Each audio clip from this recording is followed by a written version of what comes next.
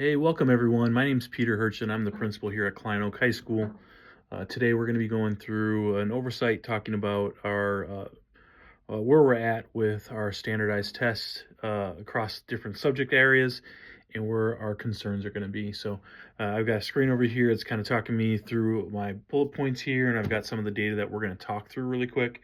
And so basically, if I just look at last year's, our 22-23 TAP report, we're looking at our different areas, and honestly was really happy with how we did in English. We're at 79%, which was 7% above the state average, and actually we were above the campus level.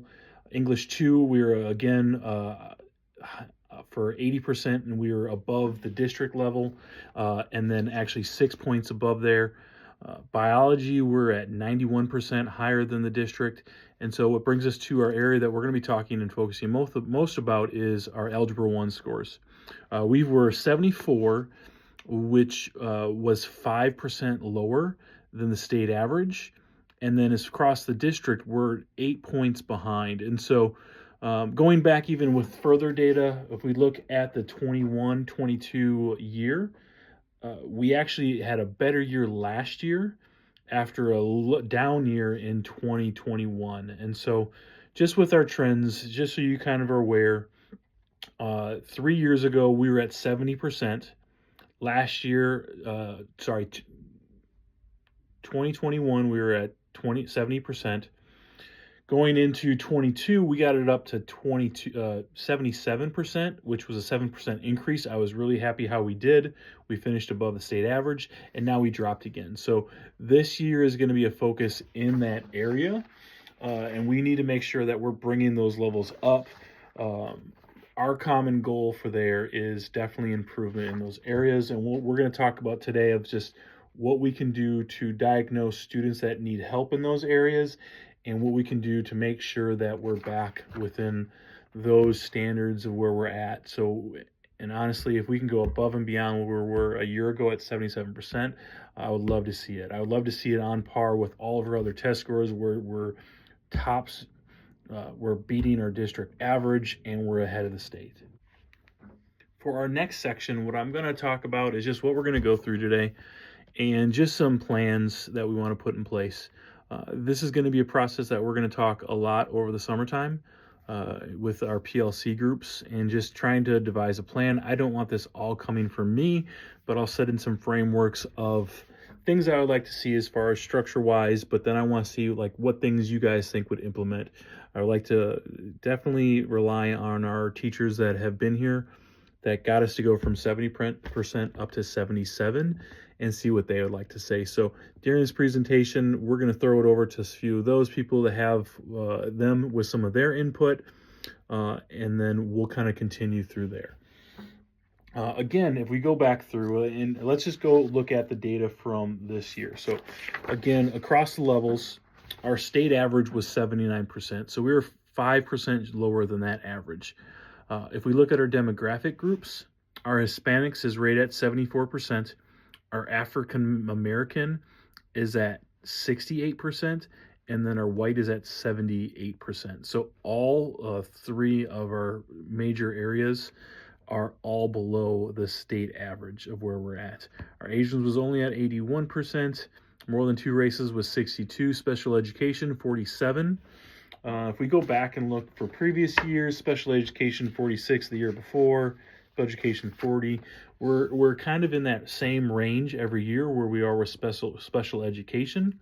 So we have to identify other areas that will be important to focus on. Continuing with our data, economically disadvantaged 68%. And then EL students is 70%. So there's definitely some areas that we can focus on to focus with. Another thing that we should look at is we should look at data from where they're coming in from 8th grade and seeing who we have there. I think a few resources that I, as the principal, am going to try to implement is find resources so we can identify those students before they get into our schools in August and see if we can do kind of a bridge program from middle school to high school. Funding is always going to be the issue when it comes there. We don't always have the low socioeconomics, so we're not going to be able to get a lot of academic need, but we're going to try to find areas of other places where we can pull some of that money to focus on those areas. If we have, even if we have like a 5 week bridge where they're spending 2 to 3 hours on some of those basic math skills, they're going to help bridge that period from 8th grade to 9th grade. I think that's going to help our levels. Now, we need to do is we need to identify from those 8th graders. All right, so of our African American population, from Hispanic population to our white population, which ones are the ones that we need to focus when we deal with students in math? Other things that we need to consider with this is, what areas do we notice as teachers throughout the school year where we need to add in some remediation? Again, I'm going to constantly try to find as much funding to help you guys out. One way we're going to be doing is every 6 weeks, we're going to be doing checks. And so we're going to have the same list that we're going to hopefully work with the bridge students and add those to common checks that we're doing every 6 weeks of going, all right, these are the ones that we're concerned about. How are we doing? At the same point, we're also going to look at the other students in our classes, in each one of your classes, and you're just going to say, hey, are there anyone as far as grade levels or just what you see that you might notice any kind of, hey, identification that they're going to need some extra support? At this point, you guys have already kind of talked amongst yourselves within your PLC groups. I've given you guys a few minutes to go and talk about those things. Again, we're going to give you guys a couple more minutes to discuss, but what I want you guys to talk about is areas you thought that need to be more of a focus for this coming year. Look at which students struggled, what was it about it? So again, it could be everything from, just time missed in class to we're doing something on, we're doing the test on a computer, and how are we basing on other things? Okay, so take a few minutes and look at that.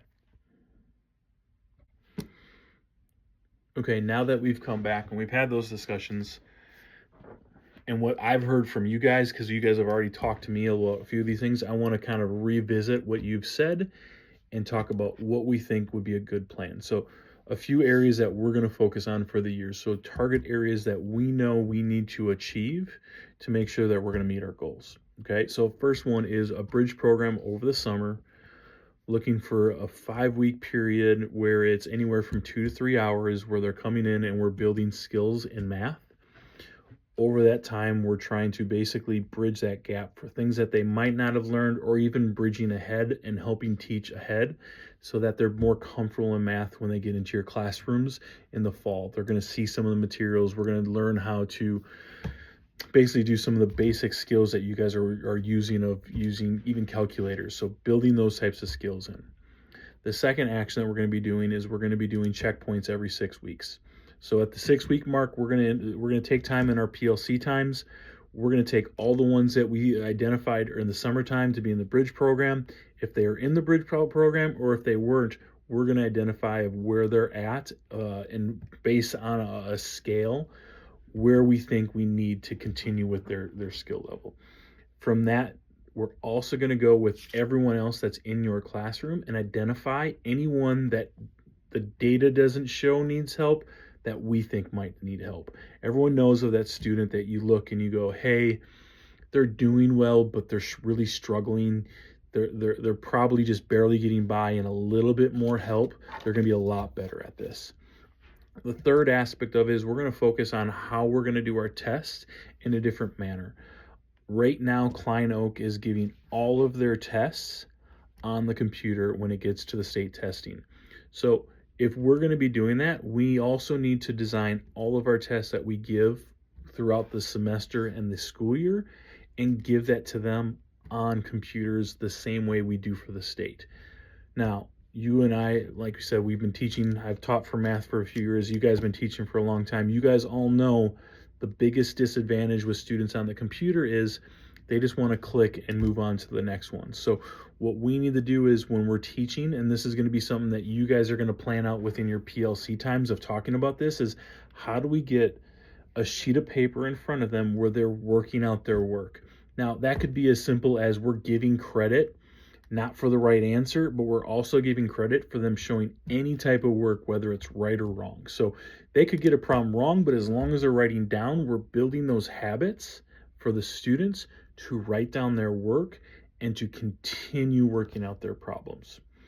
The fourth one is we're going to make, when we get into our TEAC or our testing time, when we're about a month out, we're really going to start working on how we build a great program and a foundation to build them up. When I was teaching Algebra 1 myself, we had a great system to device on how they want to do their problems. I'm going to come in, we're going to teach you that method. If you guys want something else for how you want to teach, we're going to also do that. We're going to offer classes on Saturdays for students where they can come in and we can do crash courses. We're going to try giving some prizes. We're going to talk to the community members, see if they can donate any food and things like that so that we can help build those school skills and have those come up. And then the last thing is we're going to make sure that they are, and this would be, I guess, the fifth point, is we're going to make sure they understand how to use the calculator to benefit them on the test. If they can just get through the easiest problems and understand that half the problems you can get to in a couple, we're going to make sure that logically they can go through there.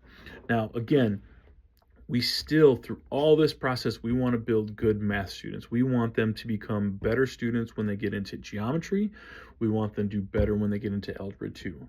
Currently, at the rate we're at right now, English is doing fine and doing above average. Math has to be our focus. So when we do our Panther Den time, which is our study period time, we're going to need to focus at least one day where we're doing IXL work. We're going to do something in there where we're constantly building skills. So again, it's going to be a big undertaking, but in the next thing I'm going to go through, we're going to just talk about our focus and our goals and how we're going to get there with those 5 steps to get us to our goals. So when it comes to our goals, we're going to talk 2 goals. So the what we must have and what we're shooting for above that. Our must-haves, so by the 2024-2025 end of the school year, when our test results come in, we need to have our campus rate at the same percentage that the state rate is at, no matter what. So right now it was at 79%. We needed to, whatever that state rate, we need to be at the state rate. That's the break even. That's what we're going to do as instructors. We're going to use those 5 points and we're going to get to that point. Now, to push you guys for more, because I know what you're capable of, plus I understand that everyone always enjoys a little challenge, I think our goal would be to get to 83%. 83% would put us above the district average, and I think that's a great standard to set. Every other subject that we're at, we're above that district level, and again, the must-have, we have to be at the state level by the end of this year. And if we go above and beyond that, if we're getting above our district average, that's when we can start achieving more and higher standards for what we're trying to do there. So again, our 5 things: bridge program, we're checking, monitoring every 6 weeks. Our test, when we're writing our test, we're going to be making sure that we're on computers, we're showing them how to use paper when they're doing the test, and they're not just clicking on the computer for answers. 4th one is we're going to be helping out with the calculator, and the 5th thing is we're going to be doing that month lead-up program where we're working on weekends. We're building in time for Panther Den, and we're just helping develop those skills so they're going to be better math students through the course of their 9th grade year. At this point, I'd like you guys to come up with any questions that you might have for me or your PLC teams. Yes, you over there. Yes, the role to find the fundings for some of this stuff as principal, that's my job. To find some of those extracurriculars, we're going to have some of the assistant principals work on reaching out to the community members. We are going to take resources and we're going to put it towards making sure that we have the best year that we have in math. Any other questions? Class size, yes, I understand. Class sizes are tough. We're going to do our best to make sure that we're at least below 28 in the classroom. But again, you and I all know that that could always go up. When we build the master schedule, we're going to make sure to keep an eye on that. And so that'll be Jason's responsibility to take a look at some of those actions and make sure that we're dealing with those things. Any other questions? Yes, I will get you a pizza party if you guys meet these goals. Yeah. Listen, I want to be here with you guys, and this is a team. Like, it's just not on you. It's part of us working together.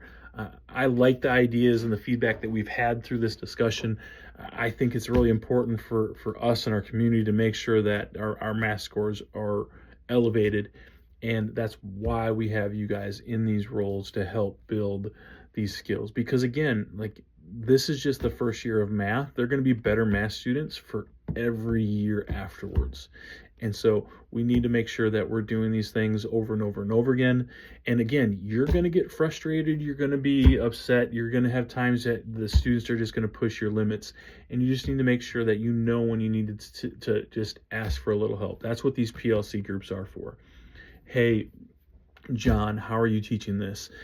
Jessica, what are you guys doing different in your classroom? You guys' results were better than ours in there. And that's where a conversation with each other and just being open for positive feedback and just say, hey, I'm struggling with this. What are you doing? And picking each other up. Because at the end of the day, we all want to see each other succeed. So Amy can get her pizza party. So at this time, guys, we're going to meet again right when we get back, right at the end of the school year. I'll let you know where we're at with the bridge program and how we're going to do that and who wants to participate.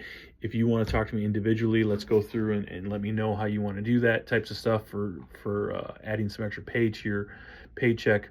But again, guys, my biggest thing for you guys is it starts with you. My favorite principle I ever worked for, how I said, if you don't want to be here, you don't have to be here. Go find somewhere where you want to be. I hope every single one of you want to be in this situation. You're okay with me saying this is where the state of Algebra 1 is, and you want to be part of the solution to get us to the next level and to be the one that looks back and that we go, hey, I did that. We started this. This is how it all changed for the better that we're doing there. So again, thank you guys for your time. I appreciate it. Feel free to reach out to me. You guys all have my cell phones if you have any questions. Bye, guys.